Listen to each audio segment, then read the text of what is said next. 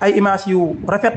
yoo xam ne ñeel nag kilifa gi réew mi son excellence président Bassirou Diomaye Diakhar Faye fële ca Makkatal Mukarrama moom kilifa gi kon di fa amal umra ginnaaw bi nga xam ne kon teewe na fa benn forum bu ñu fa doon amal démb nag ki talaata ji kon moo di amal umra ànd ak soxnaam si di soxna Marie Khone Faye di première dame bu réewum Sénégal moom nag kilifa gi foofee Arabie Saoudite kilifa yi defal ko kon daal geste bu am solo te moo di dañ ko daal di ubbil kaaba gi mu dugg ba ca biir ngir nag kon daal mën a saytu la fa am ak itam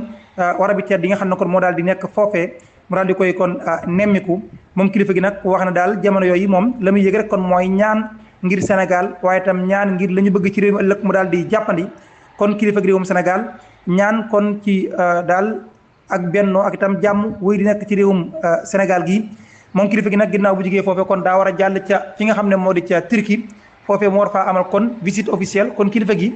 amal na umra démb ca Makkatal Mukarrama ñu ubbi ko kaaba gi mu dugg ngir nag nemmeeku yu am solo yi nga xam ne nekk na foofee